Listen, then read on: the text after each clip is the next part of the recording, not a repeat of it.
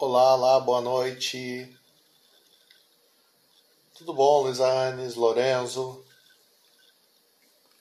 Estamos esperando aí o professor Ademito para mais um papo aqui do Papo Fumado. Vamos esperar ele pedir aí o contato dele aí de primeiro grau.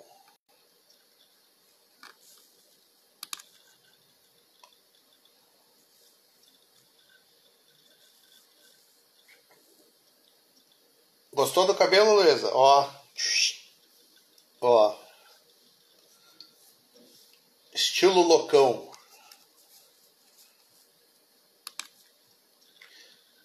Estilo doidão.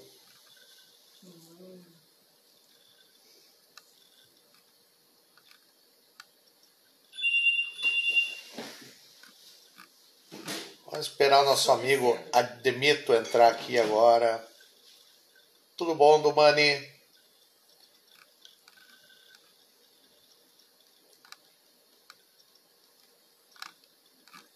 Hoje nós vamos discutir um tema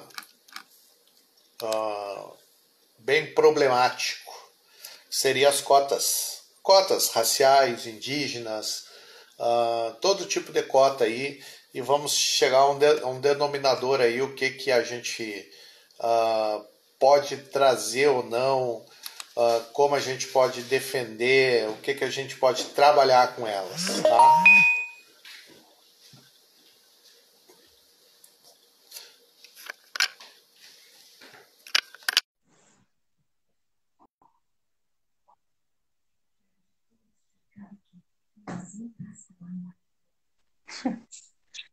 E aí, Fala, Deva!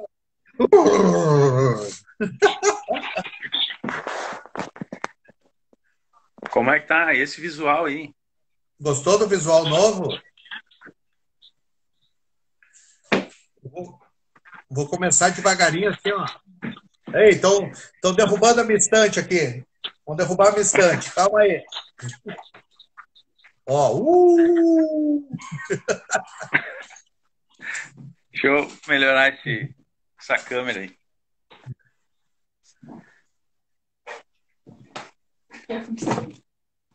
Vamos lá, Demar, vamos falar. Oi aí, ó, olha a biscuit aí, ó. Querendo roubar minha cadeira. Não pode ver uma cadeira, tá que nem o Gerald.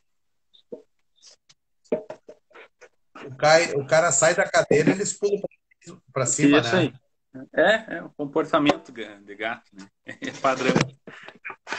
É o padrão deles, eles querem tomar conta de tudo.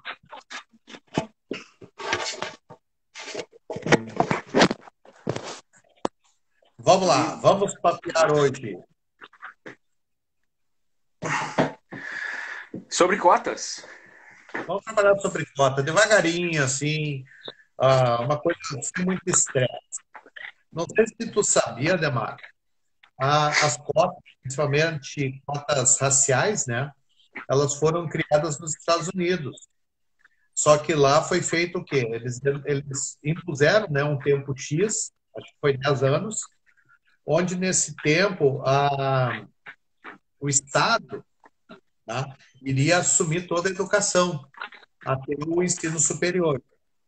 Então, nessa transformação aí, eles acabaram fazendo o quê? Eles foram mantendo, o caso, a sistemática de cotas para entrar... Gerald! Gerald quer derrubar minha estante aqui. O que Ele que quer pular acontece? aí, né? Vai querer pular e se deitar aí nesses livros. Ele está aqui pulando aqui em volta aqui. O que que acontece?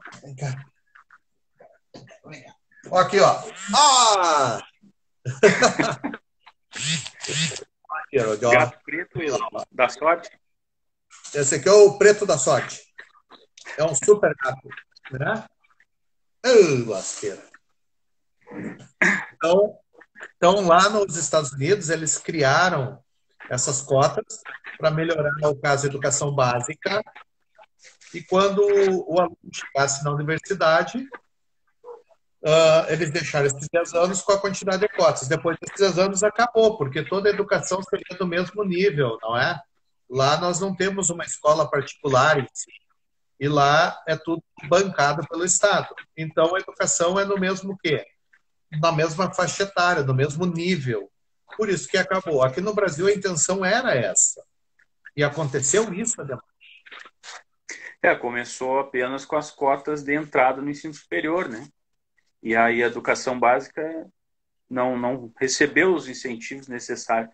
Inclusive, é uma das críticas, né, daqueles que defendem o fim das cotas, ou que criticaram, né, a essas medidas aí, é justamente de que deveria investir mais no ensino básico, né? Fundamental, médio, educação básica. Eu achei um registro, está falando aí de alguns dados históricos, né, de que a Índia fez um sistema, estabeleceu, né, um sistema de cotas também na década de 50, em 1950. E os Estados Unidos, se não me engano, também é por volta disso, 1960, por aí, né, alguma coisa assim, que também tinha esse caráter aí. Na Índia era específico as castas, né, que faziam aquela uma segregação social muito grande, né? E outra coisa que eu encontrei também foram alguns documentos, eu achei que era bom citar, né, a lei que estabelece as cotas, que é de 2012, a lei 12.711, que fala justamente dessas cotas raciais, né, para entrada em universidades, ensino superior.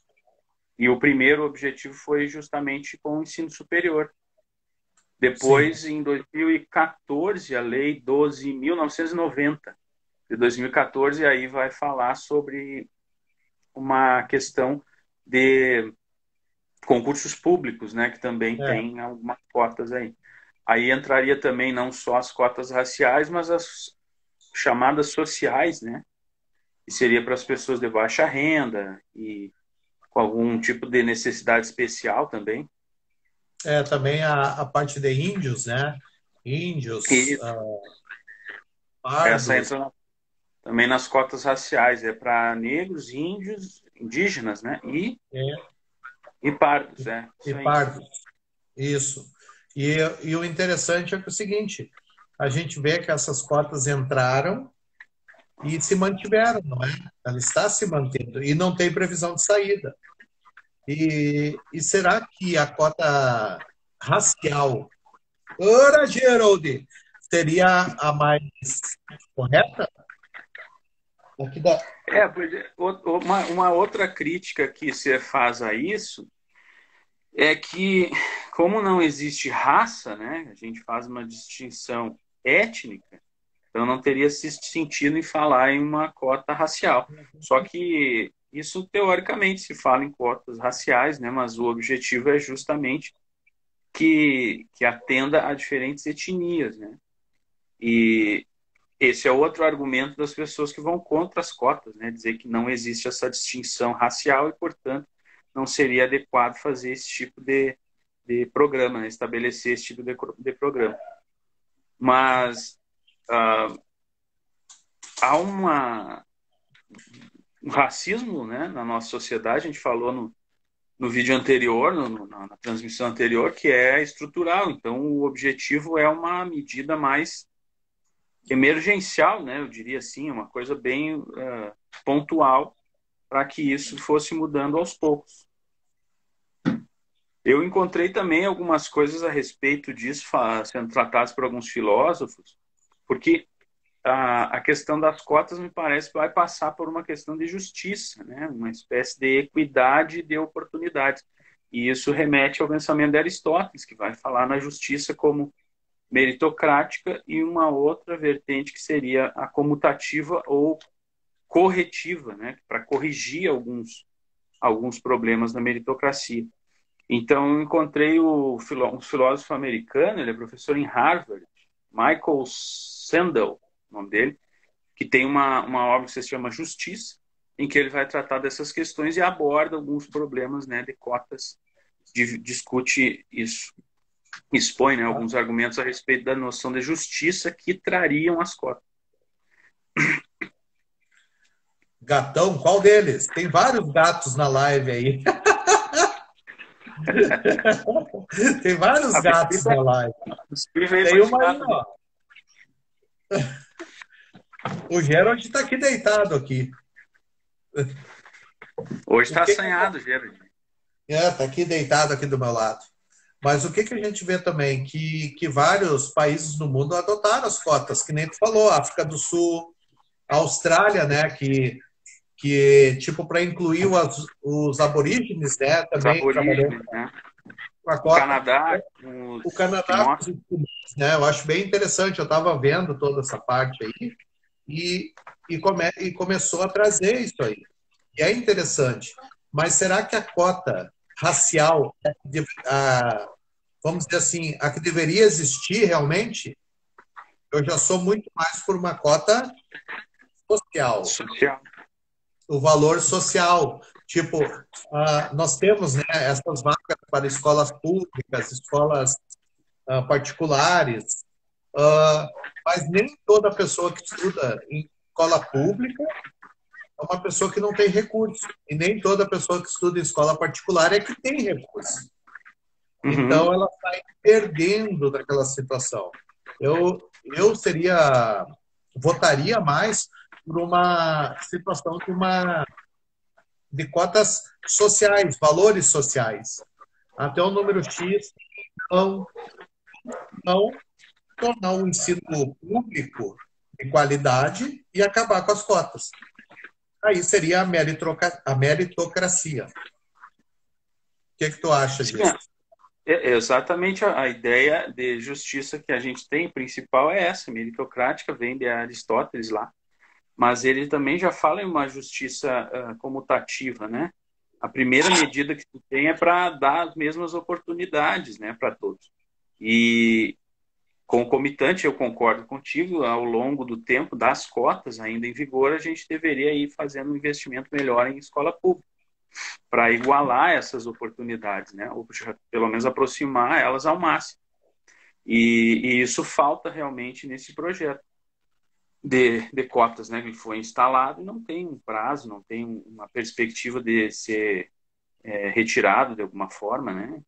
Claro que na situação atual, olha só, a lei é de 2012 e 2014, né? Então é uma medida para que já comece a surtir efeitos, né? E o ensino básico, isso leva um pouco mais de tempo para a gente ver esses resultados. Mas realmente falta um aprimoramento maior, né? Aí também a gente vai passar por outras questões do governo que vão trazer problemas, né? Se pegar, por exemplo, o FIES, no governo do Lula e da Dilma, eles estavam incentivando o ganho de universidades particulares, né? Pagando, através do FIES, né, do financiamento, universidades particulares, privadas. E isso poderia ser convertido, por exemplo, em mais vagas na universidade pública, né? Para daí atender um número maior de pessoas e talvez reduzir esse percentual das cotas, que é de 50%, né? A lei conta 50% previsto para essas cotas. Vamos fazer o seguinte agora. Eu anotei algumas coisas aqui, eu lanço e a gente discute, tá? Vamos lá. Primeiro, um dos argumentos é o critério racial adotado não existe biologicamente, visto que todos os seres humanos têm genótipos iguais, independentes da cor da pele. Como contra-argumento, defensores da cotas afirmam que o genótipo das pessoas negras colocam-as nas condições de exclusão por conta do etnocentrismo histórico. Foi o que nós comentamos na aula passada. O que nós podemos tirar disso? Majoritariamente, né, nós temos as universidades ocupadas por pessoas brancas, né, de melhores condições financeiras, né, melhor educação, estrutura familiar e tudo mais. E essas pessoas que não têm isso ainda são identificadas, na grande maioria, com pessoas negras, né? Por isso, a necessidade da cota. E essa busca, o caso de se redimir das coisas do passado, que foi que nós comentamos na aula passada, né? No papo passado, toda aquela parte desde do descobrimento, a escravidão do negro, o sofrimento. Então, essa parte aí seria para se redimir. Mas tem aqueles movimentos contra as cotas que dizem que todos têm a mesma capacidade. Só não passa quem não quer. Mas será que isso aí é uma verdade? Será que todos têm a mesma condição educacional hoje em dia para chegar lá e conseguir isso? Tem as mesmas condições intelectuais, eu diria, mas as oportunidades reais que são dadas não são iguais. Não são. São bem diferentes, aliás, né? Eu já trabalhei em instituição particular de ensino superior e privado, no ensino médio, e também no ensino fundamental e médio em escolas públicas do município e do estado. E é impossível alguém dizer que as condições e as oportunidades são as mesmas. Não há como. É totalmente diferente, não é? Então é uma medida, como é que se diria, paliativa, né? Pelo menos por um tempo, isso tem que ser revisto. Para tentar equilibrar, né? Para tentar dar uma equilibrada. Mas nós podemos ver agora, é que nem eu estava conversando com alguns alunos, a situação do Enem. Muitos agora eles podem votar, né? Vão decidir se vai ser em dezembro, se vai ser em maio, o que vai ser feito. Mas eu conversando com os alunos e eles, poxa, professor, o bom seria que fosse lá no ano que vem, porque a gente vai se preparar. Eu disse assim, pessoal, o ano de vocês é esse. Vai chegar no final do ano, vocês têm uma prova. Quando vocês vão entrar na universidade? Aí muitos, mas eu não tenho condição agora. Parou, eu estudo no estado. Olha a biscuit aí, ó. Tá dando frio. Eu não tenho condição de estudar agora, eu não tenho, o meu colégio parou. Eu estou utilizando a plataforma do Google. É uma outra coisa para aquelas escolas que já têm as suas plataformas, já têm os seus estudos e continuaram, não é? Sim, só aprimoraram, né? É bem complicado. Olha só outra observação que eu anotei aqui. As cotas raciais criam uma distinção que subjuga a capacidade das pessoas negras. Como contra-argumento, os defensores da cotas afirmam que, em um primeiro momento, é necessário esse tratamento desigual para que se inicie um processo de inclusão das populações vulneráveis, que, por questões sociais, não têm acesso a muitos espaços e serviços públicos. O que tu acha disso aí? Isso é justamente a noção aristotélica de justiça comutativa. Inclusive, na nossa Constituição, alguns juristas comentam que há essa preocupação em determinar a justiça como tratamento igual por os que são iguais e desigual para aqueles que são desiguais, na medida em que são desiguais. Quando eu estava fazendo a especialização sobre educação inclusiva, eu estava pensando nisso. A gente tem uma visão, às vezes, que é voltada, claro, para a maioria, para os padrões que já estão, né, mais ou menos estabelecidos. Aí tu pensa, eu vou construir uma escola, né, e preciso de um segundo andar. Vou colocar escada, é a primeira coisa que se passa na cabeça de alguém. Só que uma rampa vai atender também as pessoas que poderiam usar a escada e aqueles que são cadeirantes, né? Então, vejam, isso é uma medida que trata os desiguais na medida que são desiguais. E sem prejudicar aqueles que têm as condições de também fazer uso da rampa, como poderia fazer com a escada. Vão chegar da mesma forma, vão ser utilizados. Exato. Então, é estabelecer um patamar mínimo de ponto de partida para que todos, aí sim, possam exercer a meritocracia e buscar os seus próprios interesses. Né? Vamos nivelar todos, mesmo padrão, todo mundo, agora sim, começa. Mas isso aí depende de várias situações, vários pontos a serem abordados. Outro que eu anotei foi o seguinte: as cotas ferem os princípios da meritocracia. Colocando alguém com uma pontuação menor em vantagem em relação a alguém com uma pontuação maior. O contra-argumento favorável às cotas dizem que é impossível estabelecer um sistema meritocrático justo, em um lugar onde não há igualdade de oportunidade. É o que nós estamos falando. Exatamente. É óbvio que pode ocorrer, né, de alguém ter uma nota mais baixa e acabar entrando por conta das cotas do que uma nota, né, do que outras pessoas que não estão nas cotas e têm uma nota um pouco mais alta. Só que isso também não pode ser estabelecido assim, um padrão para determinar quem tem condições ou não.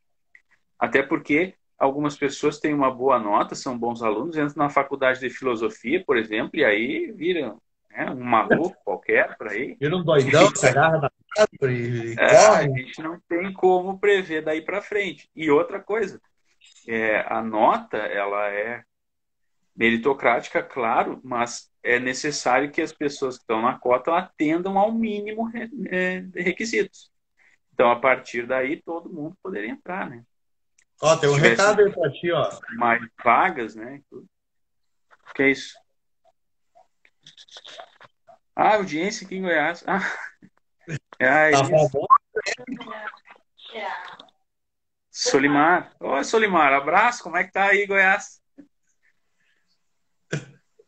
Ó, Ó, a gente já tá indo pro centro-oeste com nossa transmissão aí, ó, viu? ó, nosso papo fumado tá longe. Olha só, o detalhe que eu anotei foi o seguinte: não se devia pensar em cota. Não se devia pensar em cota, mas em melhorar o sistema de educação básica pública, dando a todos as mesmas chances de ingressar na universidade. Como contra-argumento, os papagaios da cotas dizem que as ações afirmativas são uma primeira resolução do problema, que deve estar acompanhada de investimentos em educação básica pública, para que futuramente, como educação básica de qualidade e pessoas negras inseridas no ensino superior, as cotas não sejam mais necessárias. É o que nós falamos. Tentar equilibrar tudo. Mas isso aí demora. Sim, leva um tempo. Essa seria uma crítica que a gente poderia fazer. É o sistema que é justamente não ter essa preocupação com a educação básica, né? É importante as cotas, é óbvio, é uma medida, como eu disse, emergencial, é uma coisa bastante pontual que precisa ser feita. É uma medida que traz uma certa distribuição mais adequada das oportunidades. Mas deveria haver atrelado a isso também uma proposta de melhoria da educação pública. Né? Não, e outra coisa que nós vimos assim, ó, bastante forte é aqueles que são contra a cota, né? Eles falam que, primeiro, a meritocracia teria que ser a primeira situação a ser avaliada, que é o que nós estamos falando. Todos têm a mesma capacidade, todos iguais. Segundo, a gente vê que há a possibilidade de fraude, porque muitas pessoas se dizem negras, mas não são. Eles vão lá por causa do cabelo, por causa da cor, alguma coisa. Então, essa autodeclaração da pessoa dizer que é negra, indígena ou parda pode ter essa falsificação. E é isso que eles batem bastante. E já aconteceu casos de gêmeos fazerem concursos, se dizerem que eram que estavam dentro das cotas, né? E um passar pela e o outro não. E aí? Aí tu fica naquela. Existe ou não existe? Isso é a questão de localização, né? O sistema tem que também levar isso em conta. Eu, essa semana, fiquei sabendo agora sobre esse pagamento aí da renda mínima, né? Que houve Sim. esse auxílio do governo por causa da pandemia. Fiquei sabendo de uma conhecida que se beneficiou, recebeu o valor. Só que ela não tinha nada antes. Ela não trabalhava, ela não tinha Bolsa Família, não tinha nada. E aí, de repente, agora entrou e ganhou R$600. Então, quer dizer, se está auxiliando pessoas, o objetivo seria para quem tem um emprego informal e vai ter dificuldade de trabalhar agora. Ou as pessoas da Bolsa Família, né? Receberam? Já receberam também esse acréscimo, né? Mas, veja, aí é uma questão de que a gente também não pode deixar de tomar uma medida pensando nesse tipo de problema que poderia surgir, né? seria um caso de fiscalização. E a preocupação com a educação básica, eu acho que deve vir também na questão de comportamento, né? A pessoa não precisa, ela não ganhava, ela não trabalhava, então ela não vai fazer esse pedido, ela não vai pedir um auxílio dessa maneira. Sim. E outra situação Mas que a aí gente já vê... é uma questão bem mais profunda, né? De uma Outro papo. educação ética e tudo mais. Tudo bom, Rodrigo? A gente vê também o seguinte, aqueles que são contra, né, as cotas, eles utilizam muito a Constituição, né, de 88, que fala que estabelece a igualdade de todos os povos brasileiros, entendeu? Todos eles. Sim. Então, a gente vê o seguinte, eles trabalham em cima disso aí, que existe essa polêmica, né? Porque não teria igualdade entre cor, raça, credo, todo mundo. Então, as pessoas se sentem prejudicadas, principalmente em concursos públicos. Eu acho assim, ó, que a grande situação, a grande guerra das cotas não teria tanto nas universidades. Eu acho que essa guerra maior, ela acontece aonde? Nos concursos públicos. Porque ali você tem uma vaga para um, vamos dizer, para um cargo de emprego, vai ganhar bem. Bem não, vai ganhar uma habilidade. Então, essa situação aí que dá maior, vamos dizer assim, alterações, problemas. Porque a pessoa diz assim, ó, que tem um menor grau de cobrança com essa situação. Mas eu já vi concursos onde as cotas, a nota era bem maior do que o pessoal da comum, da vala, eu digo vala comum, né? O pessoal que está concorrendo normal. Então, a cota ela é muito mais prejudicial em alguns casos, porque a nota aumenta muito. E aí a pessoa... O que tu acha disso aí? Mas a pessoa que poderia ter entrado com uma nota mais alta, né, mesmo sem fazer uso das cotas, acaba saindo e dando lugar a pessoas que tiraram também uma nota mais baixa, como o contrário, né? Alguém que entrou pelas cotas com uma nota mais baixa e tirou o lugar de alguém que poderia, né? E há uma opção de concorrer na ampla também, né? De entrar na ampla concorrência. Então, e aí entra no caso de novo, não tem como, né, eu prever como vão ser essas notas, né? O importante é o projeto de base que prevê esse tipo de oportunidade, né, de equilibrar melhor as oportunidades, e aí, a partir disso, a gente vai avaliando como é que se saem, né, os candidatos, as notas. E a meritocracia, cara, ela é correta, uma noção de justiça, né, óbvia, que funciona bem, né, é o padrão que a gente tem como noção daquilo que é mais equilibrado e justo para se fazer, né? E meritocracia não só aquilo que é bom também, mas as punições, né? Se eu faço alguma coisa errada, eu devo ser punido. Então eu mereço, né, um tipo de sanção ou coisa assim. Mas em muitos casos, com a desigualdade social na qual a gente vive, com o racismo estrutural e outros problemas de educação pública e de qualidade da educação, não há como eu não estabelecer algum tipo de programa que procure equilibrar isso de uma maneira mais adequada, né? Não, e a gente vê também o seguinte, quando as pessoas se inscrevem para o concurso, ou vestibular mesmo, as cotas, elas quando se inscreve, tu já se inscreve pelas cotas. Mas tu sabe que se fechar aquelas vagas das cotas, tu vai ir para o quê? Para o comum. Tu vai ir para o geral. Então, tu continua concorrendo. Então, as cotas seria uma forma. Mas a pessoa debate mais e diz assim, aquele lá porque é negro, porque é pardo, porque é índio, conseguiu entrar com uma nota menor. Não, muitas vezes não. Outra situação, as escolas públicas já tem a quantidade de cotas delas. Aí tu vê que a particular não tem. Mas aí acontece aquela situação que nós conversamos. A qualidade da educação da escola pública é diferente da privada e muito grande. Então, é necessário, mas para quem estuda numa escola pública, é aquela pessoa que não tem tipo assim, aquele recurso financeiro tão alto. Então, por isso que eu seria mais a favor dessa cota social. Uhum. Se tornaria mais fácil. E eu já vi muitos alunos que estudam no ensino fundamental numa escola particular forte e no ensino médio eles trocam por uma pública. Até Para mesmo eles entrar. têm, ou eles pegam uma pública igual eles pegam aqui em Santa Maria, o Colégio Tiradentes, Colégio Militar, Politécnico e o CETISMO.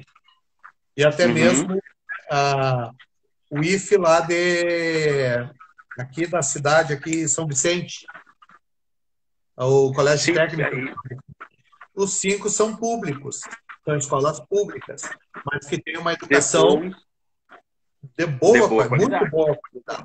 Claro. Então, já sai muito mais à frente do que aquelas escolas públicas normais.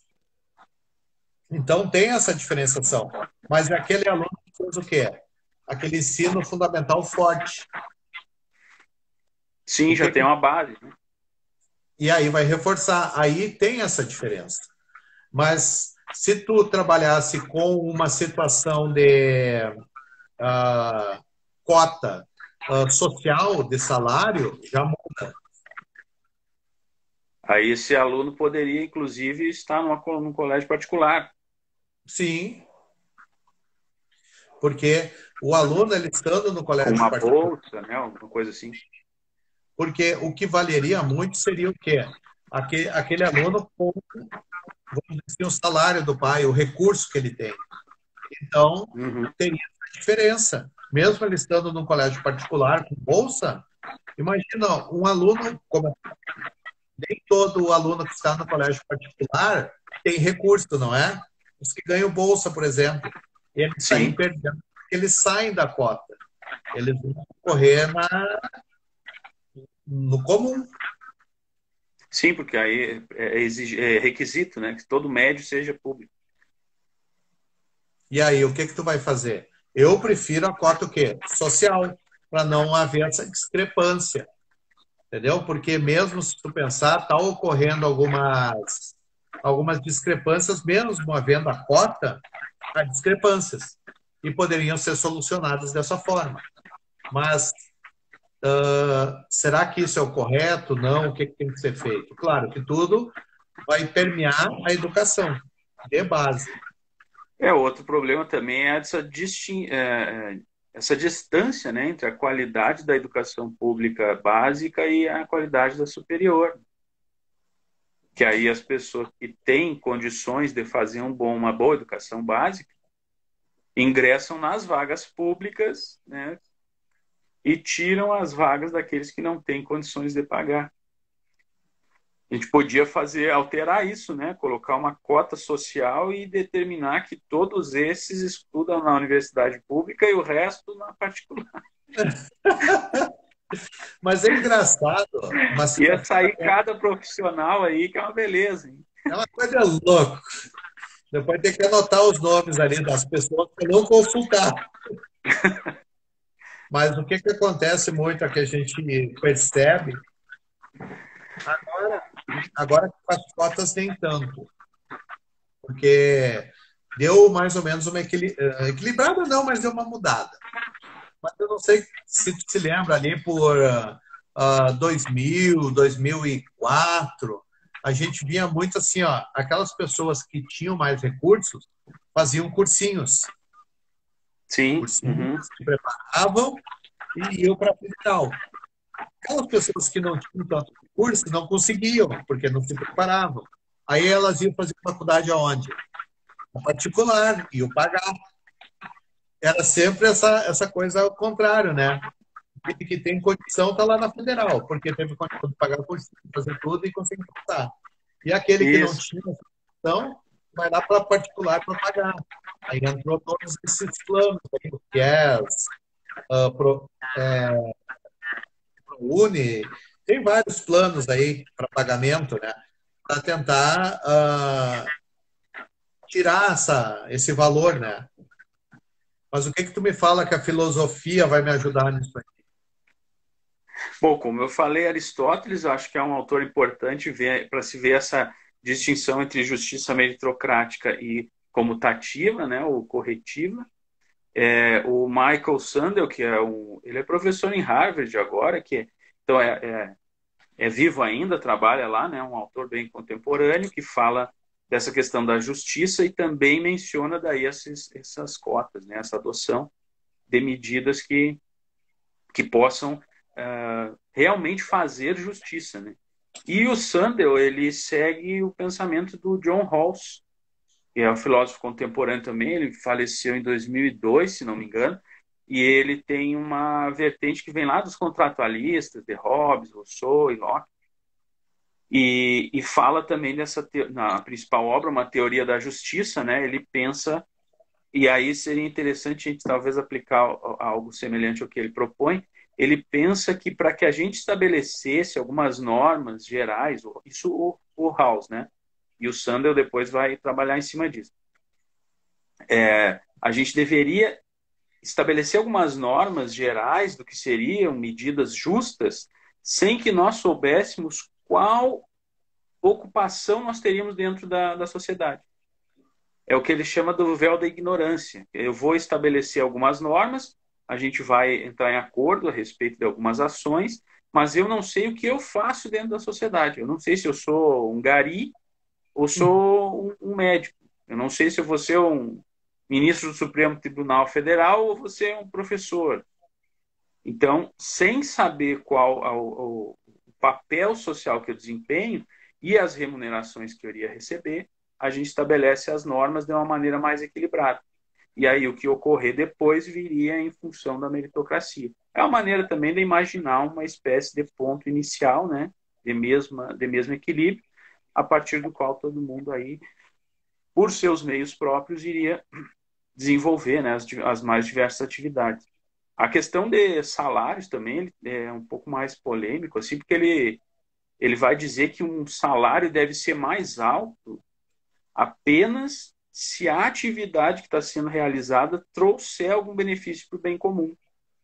Então, os médicos, por exemplo, deveriam todos ganhar em torno de 10 mil reais, 15 mil reais em todas as atividades que realizam. Se ele resolve ir lá para a Amazônia, para um lugar muito remoto, ajudar, né, algumas comunidades mais carentes, aí faria sentido ele ter um salário maior, né? Mas é complicado. Mas é complicado. Aí tu vê que tu vai apelar também para um senso de função social, né, que as pessoas deveriam levar em consideração na hora de realizar as diversas atividades e profissões que a gente tem por aí. Eu assisti esses dias um vídeo falando sobre o caso de empregadas domésticas, agora há pouco tempo, nessa questão da pandemia, que é um salário muito baixo, né, uma atividade pouco valorizada. Então, por que há essa distinção, né? É um trabalho grande. Eu fico em casa agora o dia todo, lavo louça, lavo roupa, então é um trabalho pesado. Bravo! E tem uma disparidade muito grande, né? Aí, nesse caso, o que eu falei de talvez pensar nesse véu da ignorância nas atividades que a gente realiza, seria levar isso em consideração no caso das cotas. Tem gente que vai se valer de uma nota, por exemplo, mais baixa e usa a cota para entrar numa vaga, tirando, entre aspas, tirando a vaga de alguém mais bem preparado, assim como eu tenho pessoas mais bem preparadas tirando o lugar daqueles que poderiam estar lá. Eu tinha muitos amigos, por exemplo, na Universidade Federal daqui, que eram carentes. Moravam lá na casa do estudante, pagavam, na época era 50 centavos o almoço, o jantar, que eles podiam jantar lá na universidade, no RU, no restaurante lá, e tinham na casa, né, no apartamento, ar-condicionado. E uma caminhonete que o pai deu para ele de presente porque passou no vestibular. Então, o cara é um fazendeiro e está lá numa vaga de carente. Então, da mesma forma que as pessoas podem se sentir injustiçadas porque elas teriam condições de estar lá e alguém tirou a vaga por causa das cotas, pessoas que não deveriam estar lá também estão se valendo disso. Então, eu deixo essas questões específicas e pontuais de lado. Primeiro, eu passo para esse véu da ignorância, estabeleço o programa, um patamar mínimo a partir do qual todos devem partir e faço a fiscalização mais adequada. Show de bola. Vamos abrir as perguntas? Vamos lá. E o pessoal aí, sugestão de temas. Eu já tenho uma sugestão. Tem pouca gente, aí o pessoal entra e sai da sala. Alguma Feriadão, pergunta? né? Hã? Feriadão, vão tudo viajar. Estudar, tá em casa. Vão comendo tudo pegar matilha. Covid por aí. Bom, obrigado. Para a semana que vem, eu estava pensando nós conversarmos sobre uma situação que eu estava vendo no jornal e está acontecendo muito.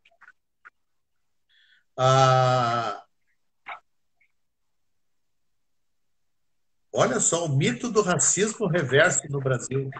Nós já falamos sobre o racismo semana passada. Mas é o racismo reverso. É ibaridade? Tem uma figura, cara, que eu tava vendo esses dias, youtuber, eu acho. O cara parece um viking, né? Aí, caiu aqui. Falou em viking, né, cara? Até ficou nervoso. O Fiquei cara nervoso. é barbudo, todo tatuado, parece um motociclista, aquelas gangues, assim, cara macho mesmo, né? Macho. Que faz um movimento contra o feminismo, né? Porque diz que as mulheres estão tomando o lugar dos homens. Ui! E além disso, ele é gay. E depende, aí ele justifica o comportamento sexual dele, porque a gente deve retornar alguns valores romanos, gregos, antigos lá, porque a verdadeira amizade, o verdadeiro amor se dá entre os iguais, entre os homens. Cara, é uma loucura assim completa. É um branco, um homem branco, se achando prejudicado pelos movimentos racistas e pelos movimentos feministas. É estranho. É um movimento reverso, né? Tá trabalhando. Eu não sei o que andam usando hoje em dia, cara, mas o negócio tá ficando bruxo. A minha ideia era nós trabalharmos sobre, não sei se tu concorda, sobre a imagem do Brasil para o mundo. A imagem do Brasil para o mundo. É um tema legal, não é? É um tema que dá o que falar, porque essa imagem aí, ao mesmo tempo que é boa, é má e vai mudando e tem tudo isso. O que tu acha? Pode ser. Vamos falar então sobre a imagem do Brasil para o mundo? Projetos não, mas as relações diplomáticas, né? Tudo isso aí. A visão. Questões econômicas também e tal. Econômicas, questões com a ONU, brigas, quebra-pau com a China, toda essa... Eu vi essa semana, não consegui ler a reportagem, aí vou procurar de novo, mas parece que a Argentina nos passou nas vendas para a China. Sim. Eu estava vendo que mudou bastante coisa. Foi alguma coisa. A nossa visão para o mundo, a nossa parte de educação também, né? Bem fraca. A mortalidade, toda aquela parte de fome, miséria. É um assunto legal para falar. É um assunto que engloba bastante coisa. E é complicado. Tá? Amores, mais alguma pergunta aí? O Ademo está com a sua gatinha lá. Olha a foto daquela criaturinha ali, ó. Parece o Vin Diesel, Tupiniquim. Não. Não temos perguntas? Então, deixar um abraço aí para ti. Ele quer... Não, ele está carente, Está carente. Dudu. Beijo na bunda. Então, assim, ó, vamos trabalhar aí a semana que vem, então. Por hoje foi legal o nosso papo. Pessoal, eu já estou colocando na forma no site o tema sobre o nosso papo de hoje, as cotas, tá? E vamos continuar aí com o nosso papo fumado toda quinta às 19 horas. Não é, Adema? Vamos ver esse horário aí depois, hein? Eu vou talvez começar uma atividade física. Então, tu quer que hora? Não, calma, calma. Eu ainda estou me encorajando, né? Vai capinar o pátio? Estou procurando academia, né? Ainda tem o problema do isolamento, tem que ser devagar. Se alterar alguma coisa, depois eu te aviso aí. A gente fala aí, Repasso então. nos bastidores, né? Tá. Beijão aí. Beleza. Feito. Até mais.